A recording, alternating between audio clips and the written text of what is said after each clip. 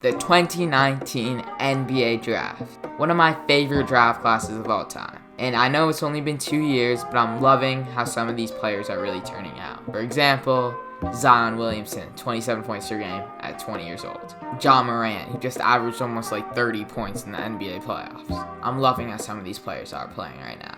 But today, we're going to be redrafting the draft class. So first of all, let's get into some criteria, and then we'll get into the video. To start, I am going to be taking a team fit.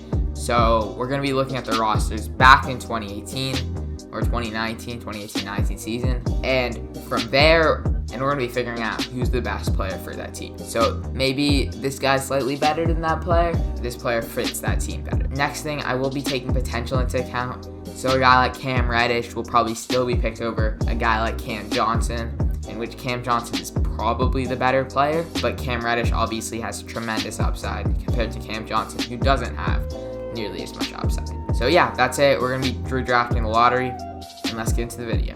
So to start, at number 1 and number 2, because we're going to be getting both of them out of the way, we got Williamson and following him, Moran, just like they were picked in the actual NBA draft. Williamson has averaged 27 points, 7 boards, and 4 assists on 61% shooting this past year. Moran, on the other hand, averaged 19 points, 4 boards, 7.4 assists, 45% from the field, and in the playoffs, he averaged 30 points per game, 5 rebounds, 8 assists. He was amazing in the playoffs.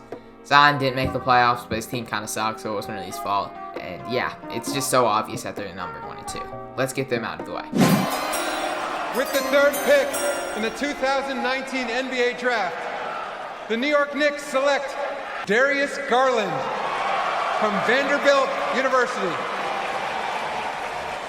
Yeah, you heard it. The Knicks are passing on their beloved Barrett and picking the point guard from Vanderbilt instead, Darius Garland. Garland, similar to RJ, started off his NBA career very bad. I mean, that'd be an understatement. If you searched up the worst player in the NBA that year, Darius Garland was the result. But this year, he completely bounced back. 17.5 points, 40% from 3, 45% from the field, and he's not even that bad of a defender, on top of averaging 6 assists a game. Garland has tremendous upside and seems like a great fit for a team that severely lacks point guards. That's why Darius Garland is the number 3 pick for me. With the 4th pick in the 2019 NBA Draft, the Los Angeles Lakers select DeAndre Hunter from the University of Virginia. The Hawks keeping their original pick in DeAndre Hunter this year severely needed defense, finishing bottom in the league in defense. So therefore, they picked arguably the best defender in the class in DeAndre Hunter at 4th. Hunter this year averaged 15 points, 4 boards, and 2 assists while being an elite defender, so pretty much being a perfect fit for this Hawks team. Although I think there's still better players on the board, Hunter is just the perfect fit for this Hawks team. That's why he stays going 4th.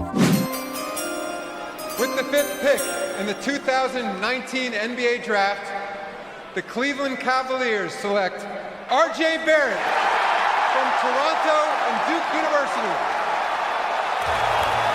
So yeah, pretty much the Cavs and Knicks switched picks, meaning Garland went to the Knicks and Barrett went to the Cavs. RJ Barrett last year averaged 17.6 points, 6 boards, and 3 assists while being a kind of a slightly below average defender. Not terrible, just fine. And the thing is, the Cavs aren't terrible on defense, so he perfectly fits their organization. Barrett definitely could have went 4th, but due to the fact the Hawks are awful on defense, I think they'd rather take Hunter over Barrett. On top of that, the Cavs could definitely use a shooting guard. I think Barrett going 5 is a good spot for him.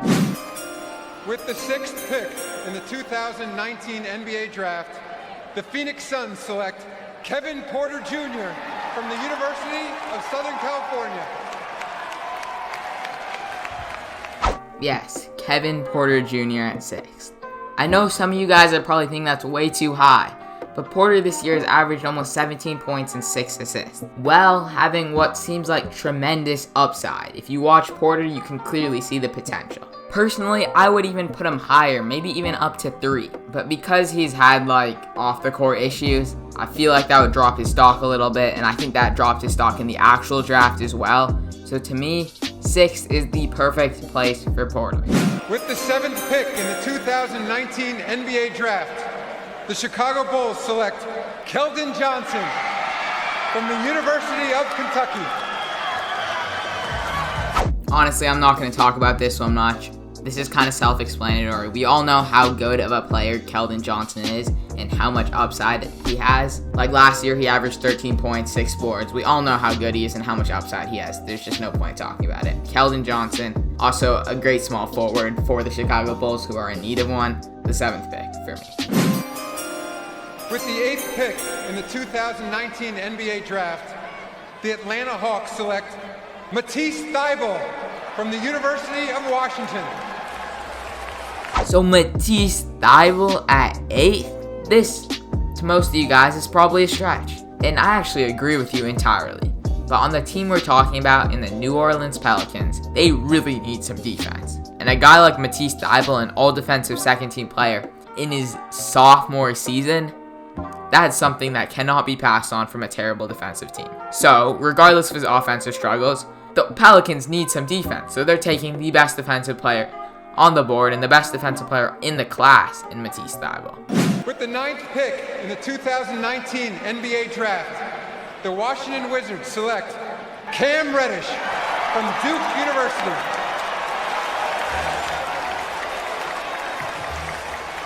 So the Wizards, another poor defensive team, missing out on the all-defensive member in Matisse Thybulle, instead take the next best defender in Cam Reddish.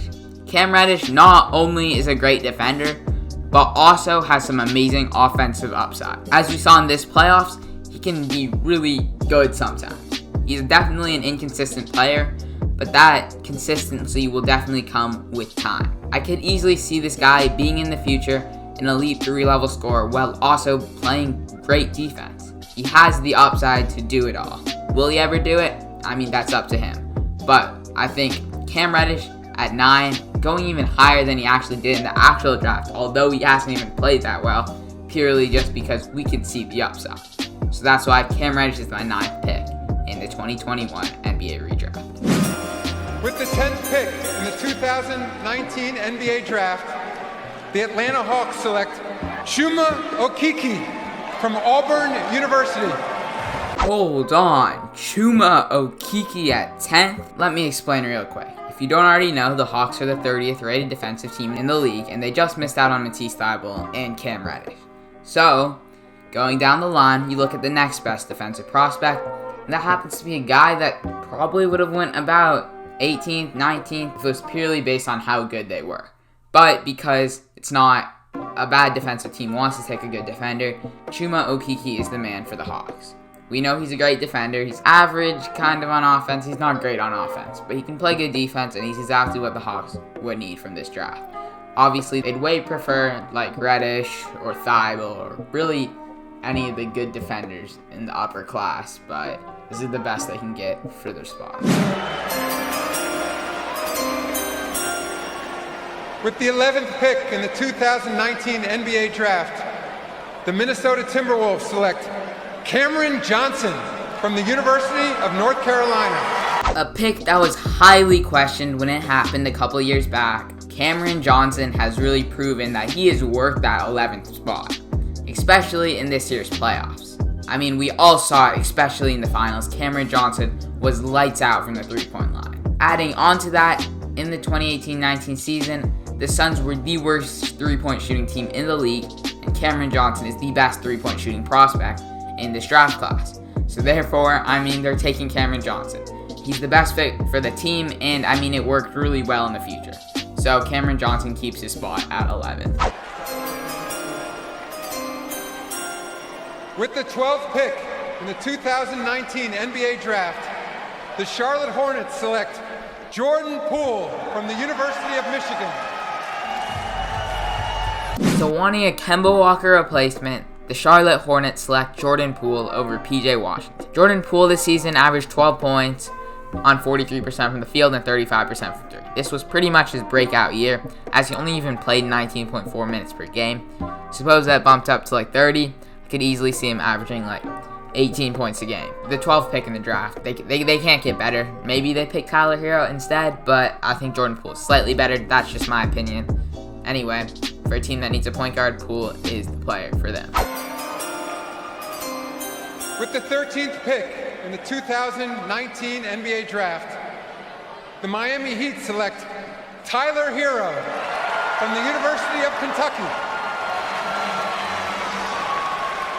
Never thought I'd say this last year, but Tyler Hero has fallen all the way back to the Miami Heat. Last year he would have went like 3. Now he's going back to 13. So Tyler Hero, I mean, I guess he stays on the Heat. The Heat get a pick, their favorite player. Although I don't think he's going to be that good in my honest opinion. Anyway, yeah, I think that's the best player they can pick. With the 14th pick in the 2019 NBA Draft, the Boston Celtics select Rui Hachimura from Toyama, Japan, and Gonzaga University. The final pick in the lottery, the Celtics, not taking a bust in Romeo Langford, instead pick Rui Hachimura. This was a close one between Rui Hachimura and Kobe White, but I went Rui Hachimura. Personally, I just think he's slightly better. It could have went to either of them. Anyway, yeah, 14th pick in the NBA draft. Okay, that's the full video. If you do want to post it on any social media, here's the picture right here. Just make sure to tag me in whatever you're posting it on, because I want to see the thread personally. My @ should be right on screen. Anyway, peace.